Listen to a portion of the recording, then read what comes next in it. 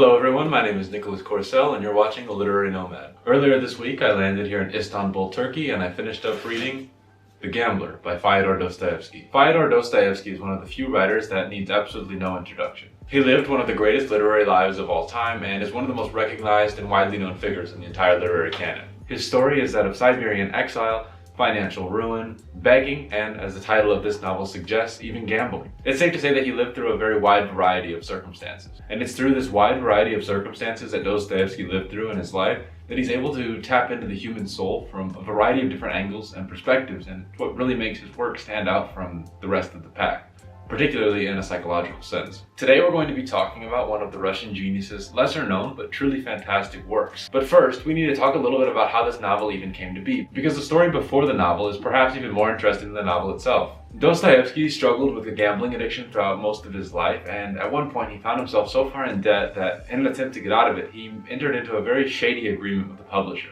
His contract with F.T. Stolevsky stated that if he didn't deliver a novel within a 30-day period, Dostoevsky would give up all publishing rights to his entire body of work for the next 9 years. So Crime and Punishment, Brothers Karamazov, all of these masterworks, Dostoevsky would receive $0 for, and it would all go to this publisher. And so Dostoevsky was able to finish this semi-autobiographical novel in only 26 days by speaking it out loud and having somebody transcribe it for him in real time. This woman was named Anna Grigorievna, and she went on to become one of Dostoevsky's wives, as well as one of Russia's first stenographers. This rushed, almost sloppy nature in which the novel was penned is a large contributing factor as to why it's considered one of his lesser works. But I think that the fact that he was able to complete a novel of this quality that taps into such a real and relevant theme of addiction as a means to solve or postpone the fallout of his own addiction is incredibly brilliant and makes it stand out to me even among some of his greater works. And of course, it's always important to note that a lesser work from a writer of the quality of Fyodor Dostoevsky is still better than 99% of the magnum opuses from other writers. So throughout this video, I'm not going to go over the entire plot, just highlight a couple key events and how they relate to the themes that Dostoevsky grapples with throughout the novella. In typical Dostoevsky fashion, the narrator, Alexei Ivanovich, is highly intelligent yet views himself as separate from the rest of the people around him. He finds himself working as a tutor for a Russian family in a small German resort town of Roulettenberg. Of course, the name Roulettenberg is quite heavy-handed, but it really instills the idea of what's to come, and I think it serves its purpose. We quickly learn that the man of the family, the patriarch, known as the general, is in intense debt. And because of this debt that he holds to this Frenchman named de Grue, he has mortgaged some of his properties back in Russia, but those properties are only good enough to pay off a little bit of his debt. And so he sees himself just drowning in this debt while they're at this casino. And that's kind of why they're at the casino, because he wants to win some money and be able to pay off the debts and kind of just live happily ever after. Of course, we know that when you are resorting to gambling to pay off your debts, life probably hasn't turned out too well for you, and it's very predictable what's going to happen. And although we know what's going to happen, I don't think it detracts from the themes at all, because that's kind of how real life works with addiction. You see somebody that's addicted, it's clear as day that they are, you know where the story is going to end, and you can tell that to them, but if they don't see it for themselves, they're going to continue down that path regardless, and I think that this book really serves that theme well. And so anyway, the general has a grandma back in Russia, and we know her only as Grandmama, and she's incredibly rich, and she's also very ill. And so the general is continually sending telegrams back to Moscow over and over and over again, asking how's she doing, how's she doing, how's she doing. But we know what he really means, and he really means, is she dead yet? Do I have my money? And at this point in the book, this is just kind of setting the scene for the themes that are to come. It's really not the focal point. The focal point in these first 50 pages or so is Alexei's growing obsession with this woman named Polina. And Polina is just this Russian woman that is kind of shrouded in mystery. We know that Alexei is infatuated with her. We know that she's a mistress, but the rest of her character is a little bit confusing, or at least shrouded in intentional mystery by Dostoevsky. But this obsession that Alexei has really develops throughout the story and showcases another angle of addiction, which is super interesting. We see this obsession and devotion to Polina demonstrated beautifully very early on in the book. On page 38, Dostoevsky writes, "She examined me, I recall, with a sort of especially close attention. My face then must have been expressing all my foolish and absurd sensations. I can remember now that our conversation then really did go almost word for word as I have described it here. My eyes had become bloodshot. Froth had set hard on the edges of my lips. And as far as Schlagenberg was concerned, I swear on my honor even now, if she had ordered me then to throw myself down, I would have done. If she had said it just as a joke, if she had said it with scorn, spitting at me, even then I would have jumped off. And this occurs right after Alexei tells her that no matter what she says, no matter how absurd it is, he will do it, no questions asked. And so she kind of escalates this scenario and almost pokes fun at Alexei's obsession with her and has him just run off and go hit somebody with a stick so they will get upset with him. And it causes this whole ordeal amongst all the characters at this resort, and Alexei just has to deal with all of this drama because he decided to hit somebody with a stick for no reason.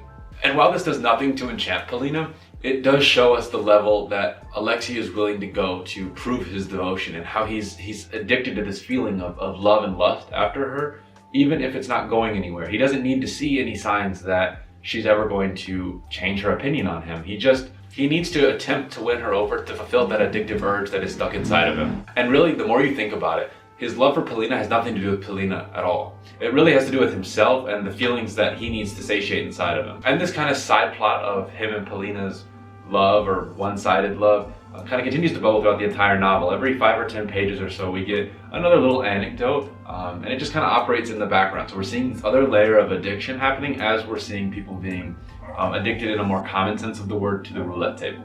And so as we continue, Grandmama comes back and she's miraculously healed, or at least she's doing a lot better. And at first she has no interest in the gambling, but seeing like the chaos that she's caused by being healthy has made her just decide, you know what, I'm going to see what these roulette tables are all about. And so she just starts betting wildly. She bets on 0, 0, 0. You know, like on a roulette board, they'll have that little green 0 that you can bet on. It's the least likely thing to hit, but it pays the most money. And so she's just throwing all this money on it. And of course she wins a lot at first, and that inspires her to keep doing it and doing it and doing it. And I think, as we can all predict, eventually she runs out and she just blows her entire fortune. The general has no money left. There's no way that he can get out of his debt. Kind of all hope is lost. And it's at this point where Alexei hits it huge. He wins just this mega jackpot, and he thinks that will get Polina to love him, but it doesn't at all. It's at this point of my reading experience that I really stopped to care about the plot, and I just started to reread these beautiful, beautiful passages that Dostoevsky wrote about addiction. And he describes addiction with just such powerful clarity and truth in a way that I really think only an addict or somebody who has been very closely exposed to addiction would be able to. We see a great example of one of these passages on page 85. He writes, "We lost the second Friedrich door too. We put a third on. Grandmama could scarcely sit still. Her burning eyes were absolutely pinned on the ball, bouncing over the ridges of the spinning wheel. We lost the third too. Grandmama was losing her temper. She could not sit still. She even struck her fist on the table when the croupier proclaimed 36 instead of the expected 0. And so we see Grandmama acting with just this feverish obsession. We see Alexei kind of demonstrate this as well later on. And it's just, they start to sweat, and they're just, all they care about is that next roll of the dice, And whether they win or lose, they're always going to make an excuse to do it again.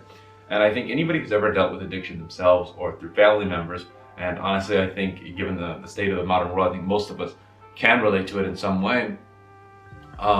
That's exactly how it is, right? That's incredible to me that a novel written hundreds of years ago can describe something that is still one of the largest issues on the planet today, and describe it with extreme accuracy that some writers still can't even tap into now in the modern world.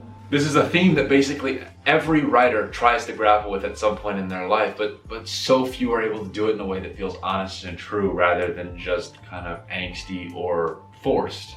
And honestly, I think that that's why this book is so relevant to readers today, and why I would absolutely recommend it to anybody, even if you haven't read some of Dostoevsky's major works. I've read Crime and Punishment, and honestly, I feel like I got a lot more out of this book. And now it might be because I have family members that have dealt with these types of issues. I lost my father to addiction, so maybe that's why I resonated with this. But if you were in a similar boat, I couldn't recommend this book more, and I would prioritize it over Crime and Punishment and some of those other novels that people tell you that you absolutely have to read from Dostoevsky. He demonstrates how addiction, whether you win or lose, will destroy you. It will be all-consuming. Alexei wins, and he's immediately coerced into running off to Paris with some woman that he's never even talked about. He falls head over heels for her, with no foreshadowing, and you could say it's sloppy writing, or you could say it's a brilliant understanding of how the addict's brain works.